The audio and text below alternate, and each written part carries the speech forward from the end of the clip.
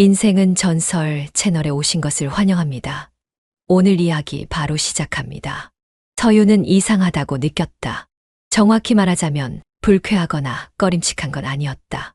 다만 도겸이 최근 따라다니는 관심의 방향이 어딘가 낯설고 또 의도적인 듯 느껴졌기 때문이었다. 아침에 입는 블라우스 색깔에 대해 질문을 하거나 퇴근하고 들어오면 그녀가 하루 동안 머물렀던 장소를 지나치게 구체적으로 물었으며 무엇보다도 최근엔 바쁘다는 말을 입에 달고 살면서도 유독 그녀가 외출할 때면 주방까지 따라 나와 신발장 앞에서 끝까지 배웅하곤 했다.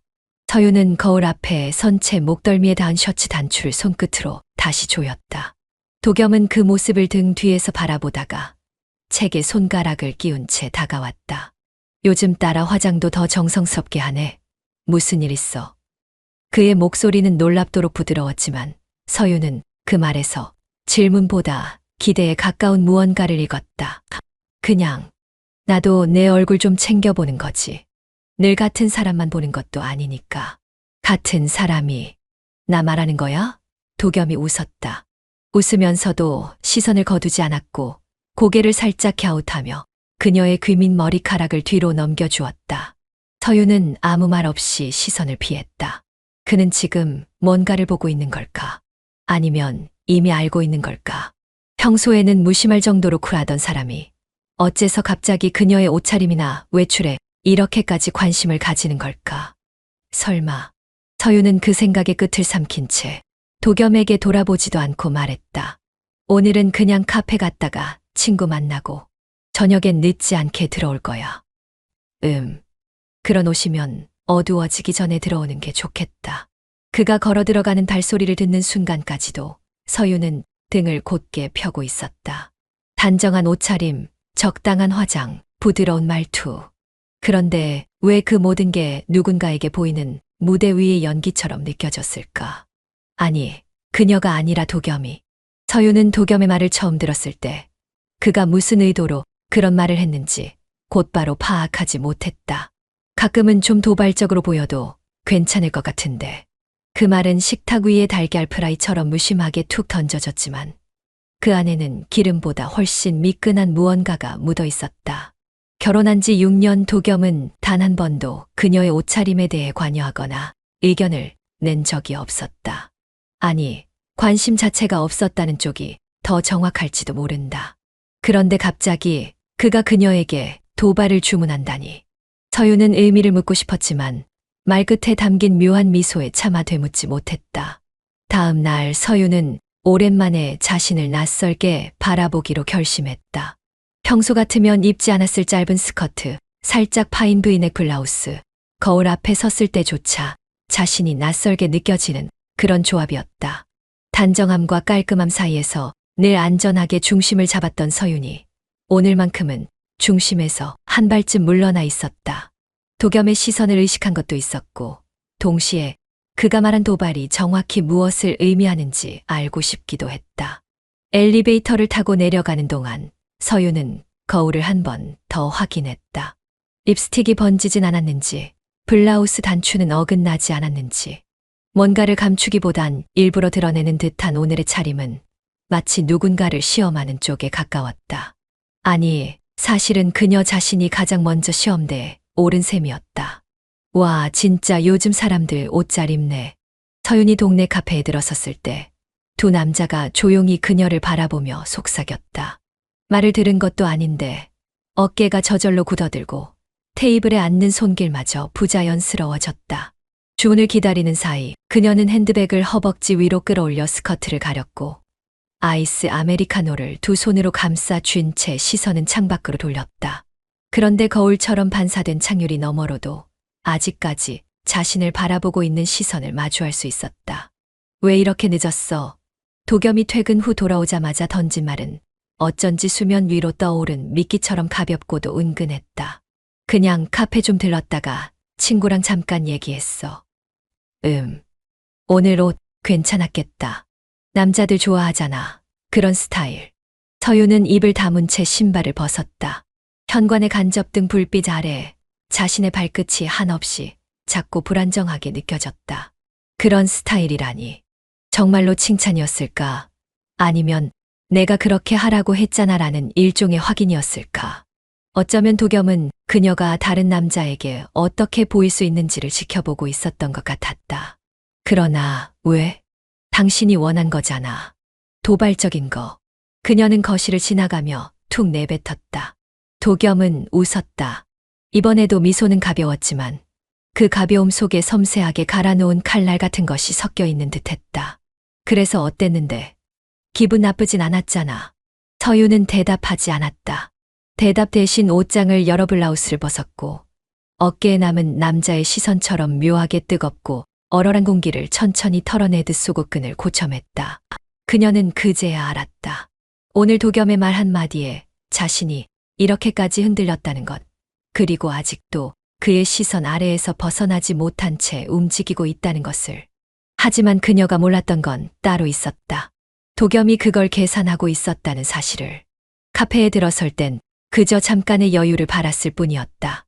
점심 이후 슬쩍 무거워진 다리와 시도 때도 없이 울리는 도겸의 메시지 알림음을 피해 잠시 숨을 고르고 싶었던 참이었다.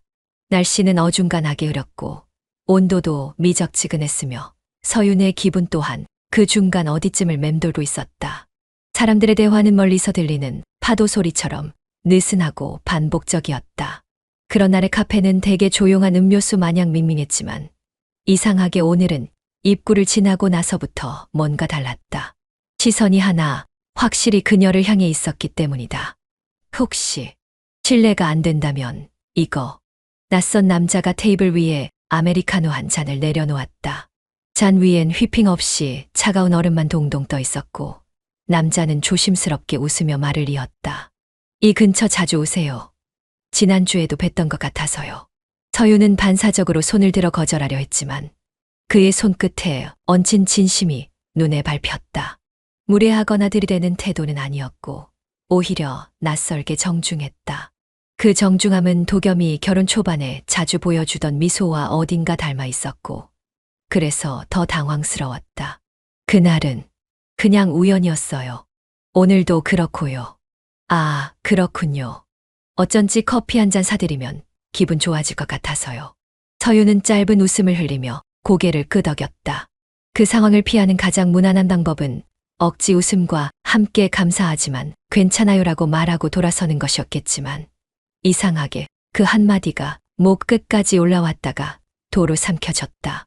그런 자신에게조차 낯선 감정이 어지럽게 밀려들었고 그 남자의 이름이 준혁이라는 것을 들은 뒤에도 그녀는 그 이름을 바로 외워버렸다. 카페에서 나올 즈음 입가에 묻은 커피 거품을 지우려 티슈를 찾던 순간이었다. 익숙한 차량이 카페 옆에 도로에 멈춰 섰고 창문 너머로 도겸이 손을 흔들고 있었다.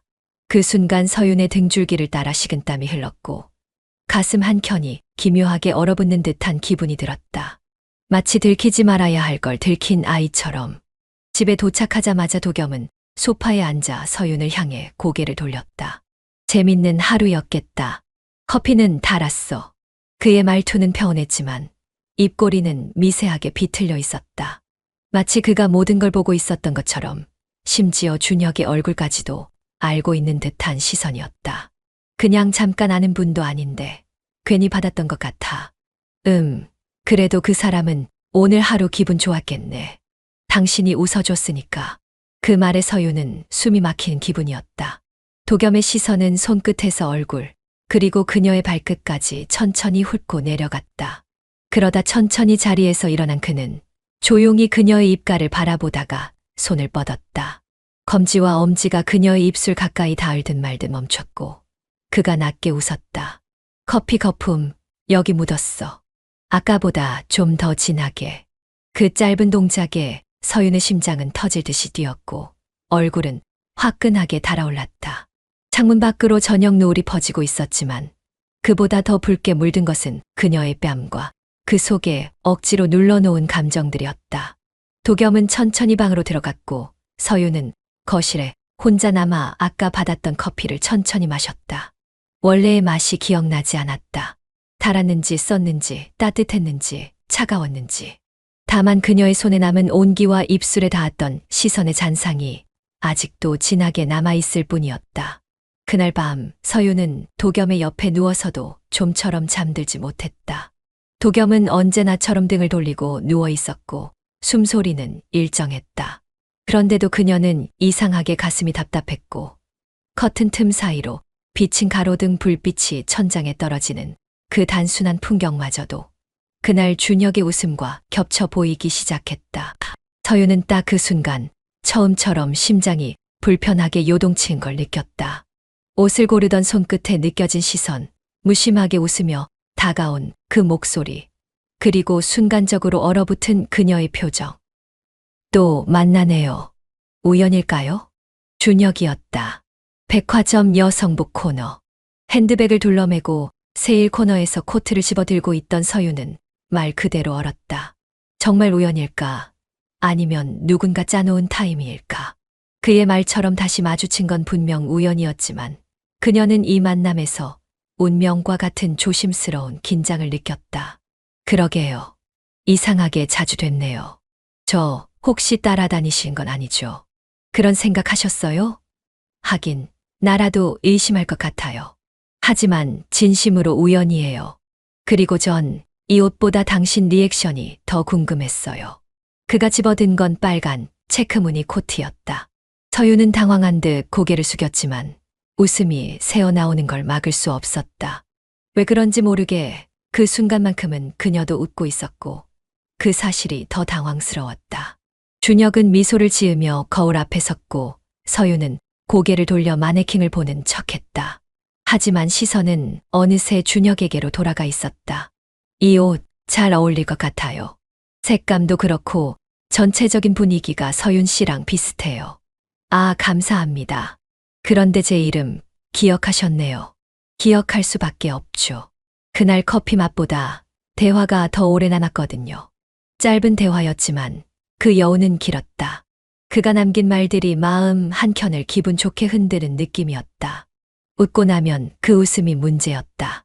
이유 없는 죄책감이 따라붙었고 준혁이 돌아선 뒤에도 그녀는 오랫동안 거울 앞에 머물렀다. 집으로 돌아왔을 때 도겸은 이미 거실에 앉아 있었다. TV는 켜져 있었지만 화면 속 영상엔 집중하지 않았고 마치 서윤이 문을 열기를 기다렸다는 듯 눈길도 돌리지 않은 채 말을 꺼냈다. 오늘은 어떤 스타일로 변신했나 궁금하네. 쇼핑 오래 했네? 서윤은 신발을 벗으며 대답했다. 그냥 코트 하나 보느라. 시간 가는 줄 몰랐어. 그랬구나. 입술에 립스틱이 좀 진하네. 거울 안 봤어? 아, 그런가. 밝은 조명이어서 그런가 봐. 그 말 뒤로 대화는 끊겼지만 도겸은 조용히 그녀의 입술을 바라봤다. 무언의 시선. 그 시선은 따뜻하지도 차갑지도 않았다. 오히려 무표정한 그의 얼굴이 더 서늘하게 느껴졌다. 서유는 옷걸이에 외투를 걸며 자신도 모르게 거울을 바라봤다. 그리고 깨달았다. 오늘따라 입꼬리가 조금 더 위로 올라갔다는 걸. 그리고 그 이유가 자신이 아닌 누군가 때문이었다는 걸. 비가 올 줄 몰랐다. 우산을 챙기지 않은 채 카페를 나서려던 순간 빗줄기는 이미 유리창을 파고들고 있었고 계산을 마친 서유는 입술을 한 번 깨문 뒤 카페 입구 앞에서 멈춰섰다. 그때였다. 준혁이 말없이 자신의 우산을 그녀 쪽으로 살짝 기울이며 다가왔다. 함께 쓰죠. 저 혼자도 젖을 것 같아요. 목소리는 젖지 않았는데 눈빛은 어쩐지 젖어 있었다. 서유는 잠시 망설였고 그 눈빛 안에서 어떤 걸음이 날 뻔한 것을 알아챈 듯 숨을 골랐다. 그러곤 가볍게 고개를 끄덕였다. 우산 아래 좁은 공간, 두 사람의 어깨는 빗속에서 마주 닿을 듯 말 듯 낯설게 떨리고 있었다. 이렇게 늦게까지 일하신 건 처음 아닌가요? 오늘은 집에 가기 싫었어요. 이상하죠. 저도 그래요. 이상하죠. 그 말에 서유는 웃었다. 어딘가 위험하게 맑은 밤이었다. 빗소리가 점점 커졌고 준혁의 걸음은 일부러 느린 것처럼 보였다. 아니면 그녀가 느려진 걸까? 그렇게 조심스레 모퉁이를 돌아 작은 숙박업 속 간판이 있는 골목까지 들어서고서야 두 사람은 멈춰섰다. 잠깐 여기서 비피할까요? 여기요? 딱 10분만요. 바람도 심하니까. 맑은 말투와는 달리 준혁의 눈동자는 깊고 진하게 흐르고 있었다. 서유는 여전히 머뭇거렸지만 그 망설임 위로 무언가가 더 씹혀지고 있었다. 실은 알고 있었다. 이 밤은 돌아갈 수 없을 거란 걸. 우산을 내린 손끝이 그녀의 손등을 스쳤을 때 서유는 다시 한번 하늘을 올려다봤다. 구름은 몰려 있었고 달은 보이지 않았다. 10분만요. 정말 딱 10분. 하지만 그 10분은 벽시계도 셈하지 못할 만큼 길고 조용했다. 준혁은 마주 앉은 소파에서 그녀의 손을 천천히 쥐었다. 놀라지 않을 만큼, 놓치지 않을 만큼. 그 손길을 뿌리칠 수 없었다. 애써 마른 입술을 적시며 서유는 속삭이듯 물었다. 이러면 안 되는데, 그쵸? 그만두고 싶으세요? 그게 아니라서 더 문제예요. 기류가 기울었다. 말보다 숨소리가 길어졌고 시선은 자꾸만 입술과 눈을 번갈아 옮겼다. 마지막으로 허락을 구하는 듯한 눈빛, 그리고 아무 말도 하지 않은 채 다가오는 그림자. 그리고 그 순간 모든 건 흔들렸다. 심장이 먼저 넘어졌고 그 다음은 그녀의 손, 어깨, 그리고 입술이었다.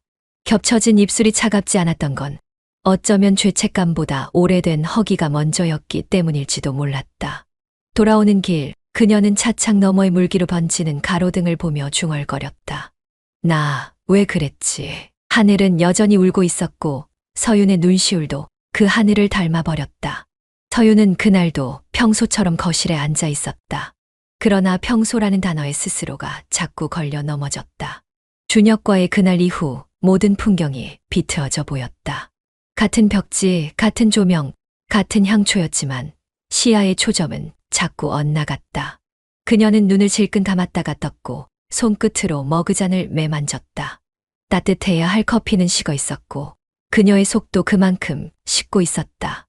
현관문이 열리고 도겸이 들어섰다. 회사 일로 피곤해 보였지만 그 얼굴에는 이상하리만큼 미소가 깃들어 있었다.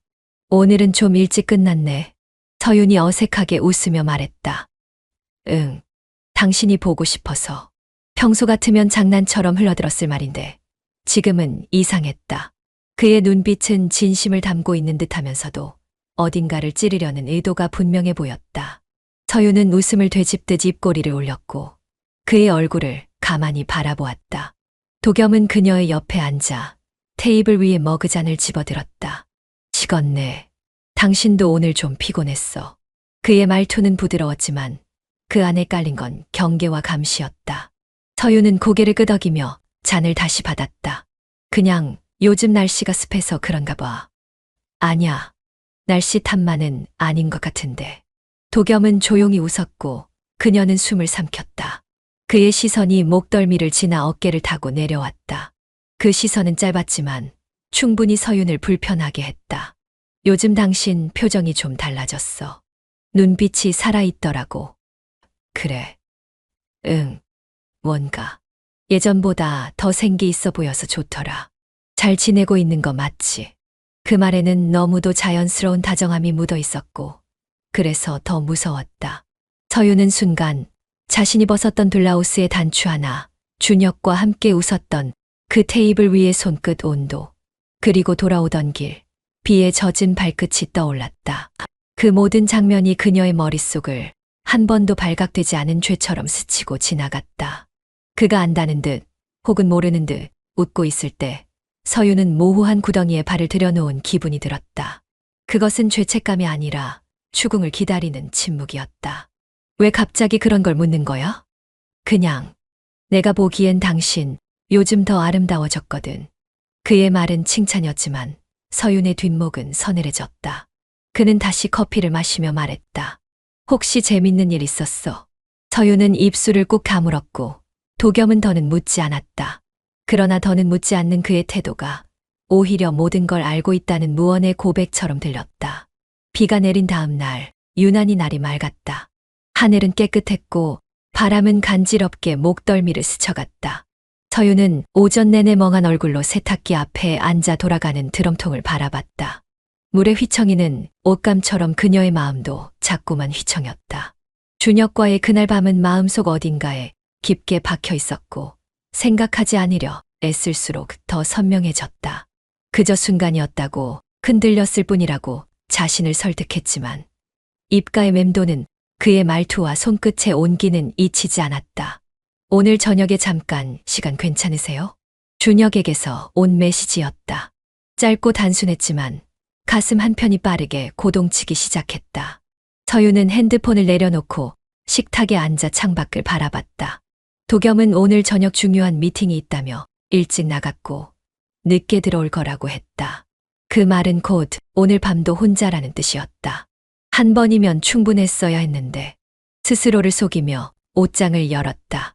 무채색의 셔츠 사이에 손을 넣었다 뺀 그녀는 어제까지만 해도 손이 가지 않았던 하늘색 니트 원피스를 꺼내 들었다. 치마 끝이 무릎 위로 살짝 올라왔고 넥라인은 살짝 파여 있었다. 고개를 갸웃하며 거울 앞에 선 그녀는 그 옷을 입은 자신의 모습을 잠시 낯설게 바라봤다. 그 낯설미 곧 설렘으로 변해가고 있다는 걸 그녀는 부정하지 않았다. 카페의 유리는 햇빛을 받아 눈부시게 반짝이고 있었다. 준혁은 먼저 와서 그녀를 기다리고 있었고 그녀가 들어서자 조용히 웃으며 의자를 빼주었다. 서유는 잠시 멈춰 그의 눈을 바라보았다. 이전보다 다정한 눈빛이었다. 어쩌면 그보다도 기대하고 있다는 기색이 더 짙었다. 와주셔서 고마워요. 바쁠 텐데. 오늘은 그냥 오고 싶었어요. 말을 마치자마자 얼굴이 조금 뜨거워졌다. 그녀가 고개를 돌려 시선을 피하자 준혁은 웃으며 컵을 들어 올렸다. 이건 두 번째 만남이니까 건배는 없고요. 대신 그는 조용히 손을 내밀었다. 손끝이 테이블 위에서 서윤의 손을 가볍게 덮었다. 순간 커피잔의 뜨거운 온도보다 더한 열기가 손끝을 타고 올라왔다. 뿌리치지 않았다. 아니, 못했다. 그 손은 천천히 그녀의 손가락 사이를 스며들듯 감싸 안았고 그 감촉은 머리부터 발끝까지 잔잔한 전율처럼 퍼졌다. 카페를 나올 즈음 해는 저물고 있었다. 둘은 말없이 길을 걸었다. 걷다가 멈추고 다시 걷고 사람들의 시선은 아무도 그들을 향하지 않았지만 서윤의 머릿속은 온통 누군가에게 들키는 듯한 착각으로 가득했다. 그러면서도 왜 그 착각이 스릴로 느껴졌는지 자신조차 알 수 없었다. 준혁의 오피스텔 앞, 그가 잠시 망설이는 듯 뒤를 돌아보았다. 이대로 보내드릴까요? 그는 조심스럽게 물었다. 서윤은 대답 대신 아주 천천히 고개를 저었다. 그 단순한 동작 하나에 두 사람 사이의 마지막 선은 허무하게 무너져 내렸다. 문이 닫히자마자 키스가 시작됐다. 이전의 첫날 밤보다도 격렬하지 않았지만 더 조심스럽고 깊었다. 옷은 벗겨지는 것이 아니라 마치 벗겨도 되는지를 묻는 듯 풀어졌고 손길은 조심스러우면서도 놓치기 싫은 듯 절박했다.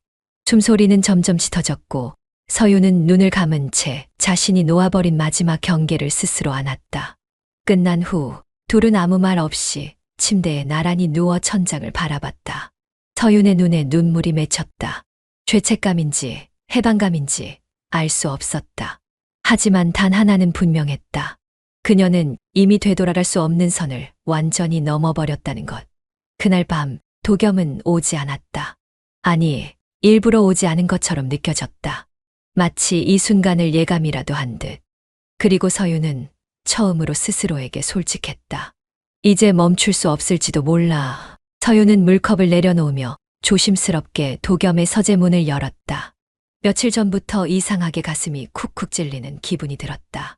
도겸이 무심하게 던지는 농담이 마치 어디까지 알고 있다는 듯 느껴졌고 그 웃음 뒤에 감춰진 무언가가 서서히 불안감을 키우고 있었다. 아무도 없는 집, 문틈 사이로 들어오는 빛은 잔잔했지만 마음속으로는 거센 파도가 치는 것 같았다. 책장 아래 서랍을 무심코 열다가 그녀의 손끝이 딱딱한 파일 하나를 스쳤다. 얇고 정갈하게 정리된 그 서류철 위에는 이렇게 적혀 있었다. 이혼 전략 케이스 S. Y. 순간 서윤의 눈동자가 흔들렸다. 파일을 펼치자 차갑고 깔끔한 문장들이 나열돼 있었다.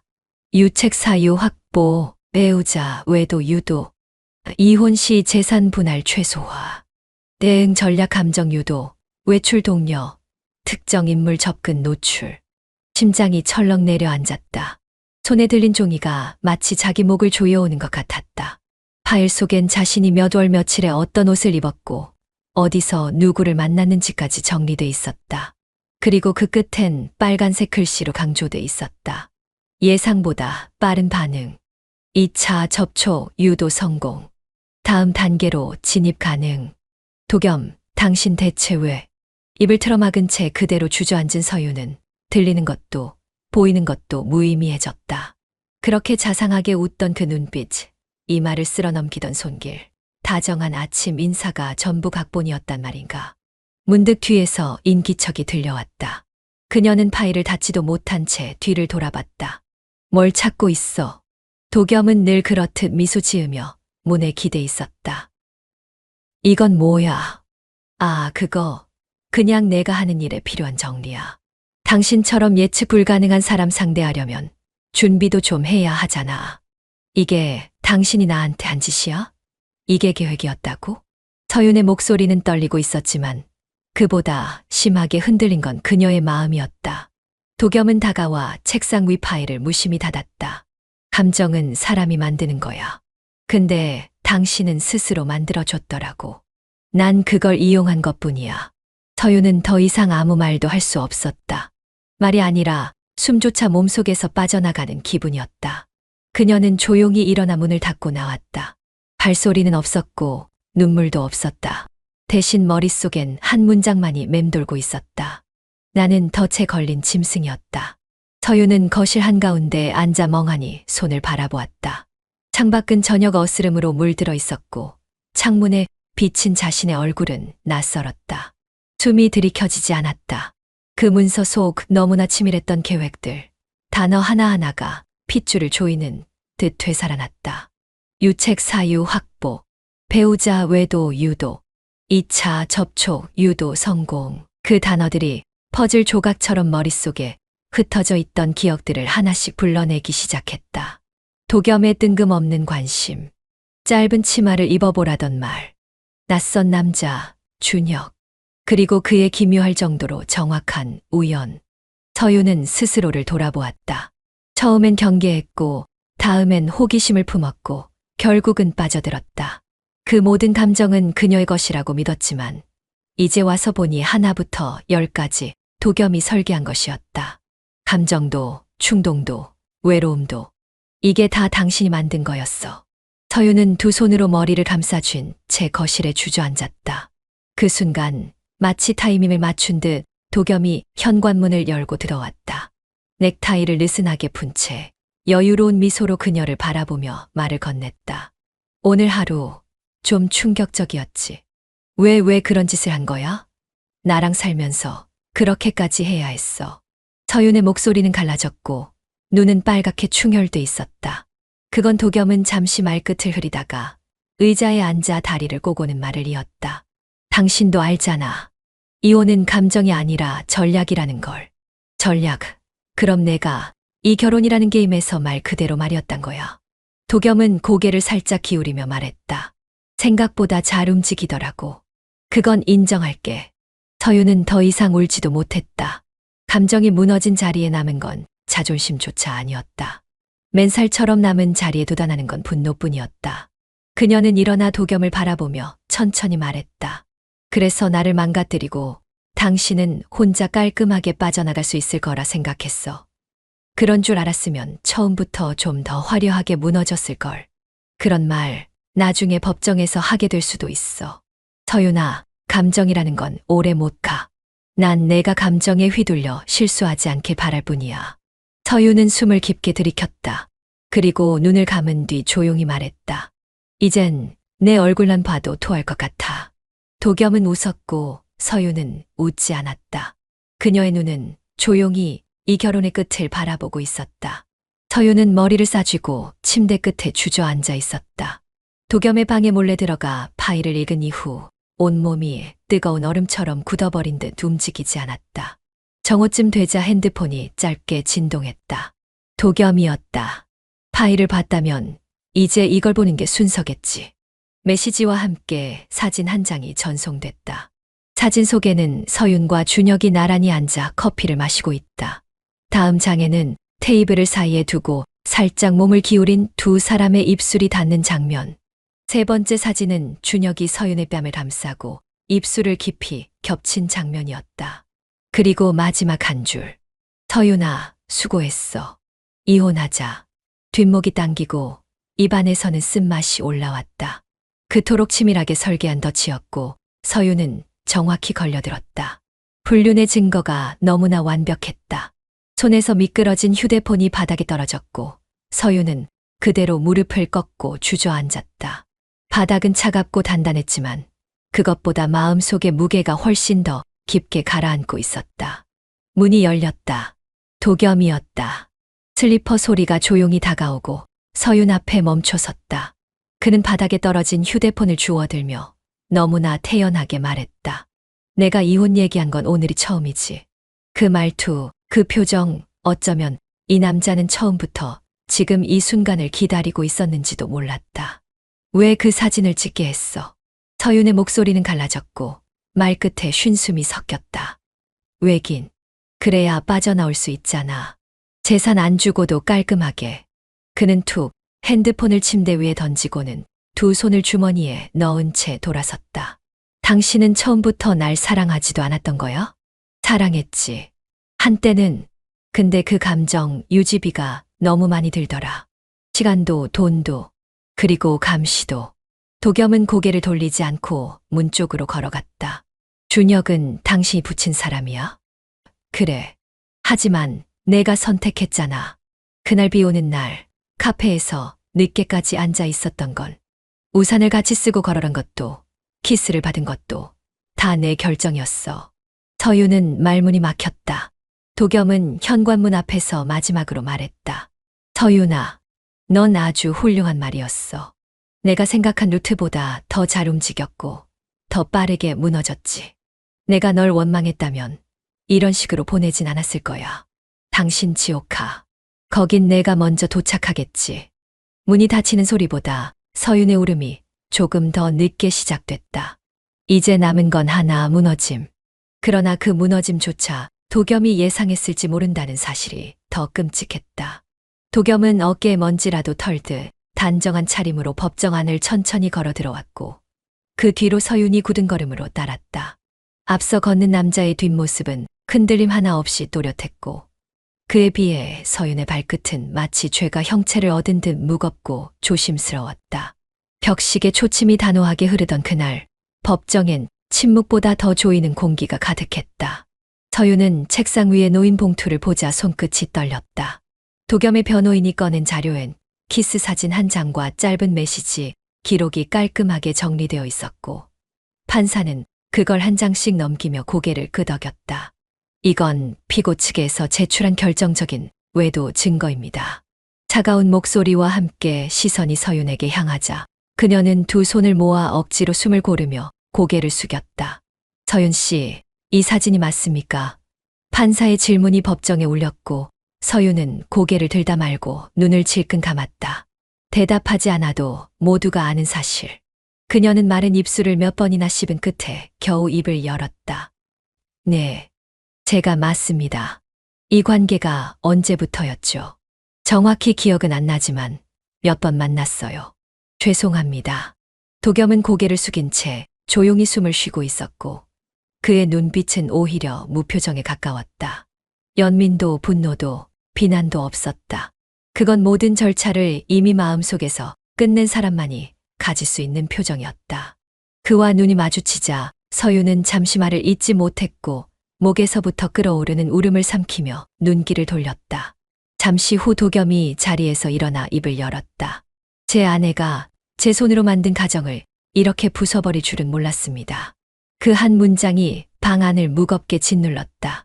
변호사는 유책 사유, 재산 분할 조건, 위자료, 미청구 조항 등을 차례로 정리해 제출했고 판사는 고개를 끄덕이며 말했다. 본 법정은 서윤 씨에게 유책 사유가 있음을 인정합니다. 이혼을 인용하며 위자료는 청구하지 않으며 남편 측은 기존의 재산 분할 의무에서 일부만 이행하면 됩니다. 그 순간 서윤은 더는 눈물을 참을 수 없었다. 목에서 뜨겁게 울컥 올라온 감정이 눈으로 쏟아졌고 마른 바닥에 주저앉듯 시선은 어디에도 닿지 못한 채 허공을 떠돌았다. 도겸은 단 한 번도 뒤돌아보지 않고 법정을 나섰다. 그리고 서윤은 자신의 이름이 무너진 법정 위에 남겨졌다. 서유는 마지막으로 도겸의 집 대문을 나서며 뒤돌아보지 않았다. 고개를 돌리는 순간 자신이 더 비참해질 것 같았고 그조차 그의 설계 안에 갇히는 것 같아 몸서리쳐졌다. 짧은 결혼 생활이었지만 이 집은 그녀가 함께 꾸민 공간이었다. 벽지색을 고르고 커튼을 달고 침구를 맞추고 모든 것이 그녀의 손끝에 거쳤는데 정작 떠나는 쪽은 언제나 서윤이었다. 이삿짐 트럭이 움직이지 않는 차선을 끼고 천천히 골목을 빠져나갈 때 서윤은 손등에 힘을 주며 눈을 감았다. 단독주택. 정확히는 도겸이 체면상 넘겨준 고급 단독주택 한 채였다. 대외적 이미지 때문인지 법원 밖에선 철저히 신사처럼 행동했고 기자들 앞에선 그녀에 대한 비난은 절대 하지 않았다. 심지어 기자들이 묻지도 않은 말을 굳이 덧붙이며 그녀를 감싸는 듯한 멘트를 내보냈다. 저도 잘못이 있었던 거죠. 아내가 힘들었을 거예요. 하지만 진짜 의도는 누구보다 서윤이 잘 알고 있었다. 너는 이제 조용히 살아.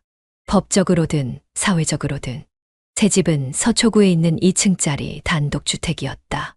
외관은 깔끔했고 정원은 관리된 꽃이 아직 피어 있었지만 이상하리만치 그 풍경이 낯설었다. 아무리 좋은 집도 낯선 곳은 여전히 낯설 뿐이었다. 짐 정리를 마치고 소파에 앉자마자 서유는 텅 빈 집안을 천천히 둘러보았다. 그 안엔 삶의 흔적이 아니라 배려로 포장된 고립만이 있었다. 냉장고는 새 것처럼 조용했고 오븐 안엔 설명서만 남아 있었다. 인덕션 위에는 아무런 물기도 남지 않은 냄비 한 개가 놓여 있었고 식탁엔 의자 4개가 줄 맞춰 정돈되어 있었다. 고요. 마치 호텔처럼 깔끔한데 그 안엔 사람이 없었다. 유일하게 움직이는 건 벽걸이 시계의 초침뿐. 딱, 딱, 딱. 고급스러운 초침 소리가 집 안 전체를 울리고 있었고 서유는 그 소리가 마치 도겸의 말투처럼 들려 불편했다. 그날 밤 유일하게 그녀의 입을 열게 만든 건 혜진이었다. 그녀의 유일한 친구이자 유일하게 그 상황을 알고 있는 사람. 그래도 단독주택 하나 받았으면 다행이지. 위자료도 못 받았잖아.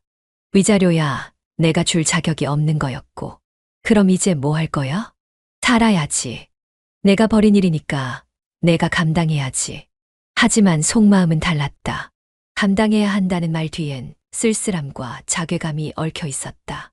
그녀는 아직 완전히 무너지지 않았지만 무너지지 않기 위해 모든 감정을 단단하게 묻고 있을 뿐이었다.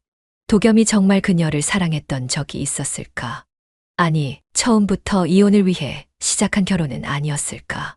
진짜로 이용당한 것이라면 자신은 그의 인생에서 타이밍 좋은 실수였을지도 모른다.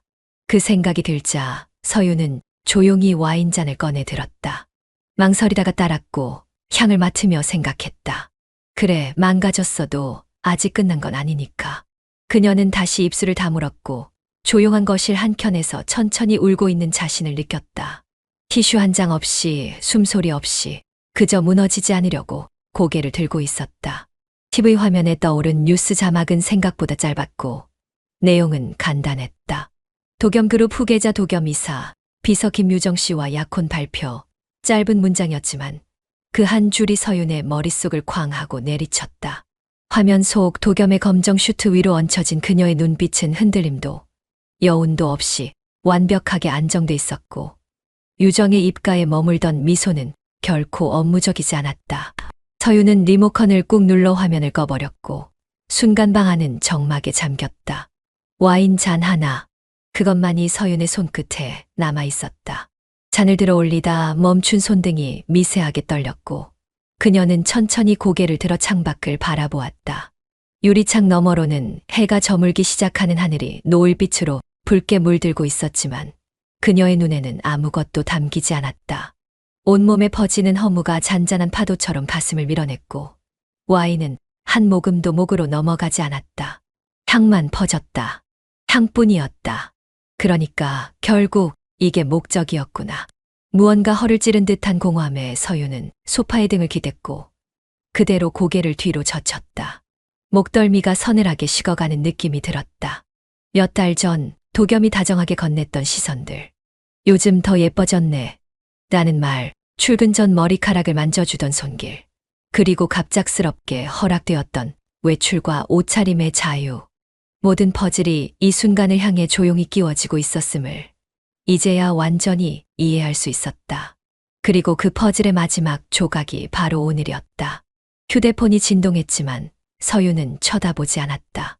대신 테이블 위에 놓인 봉투 하나를 천천히 들었다. 며칠 전 도겸이 놓고 갔던 봉투였다.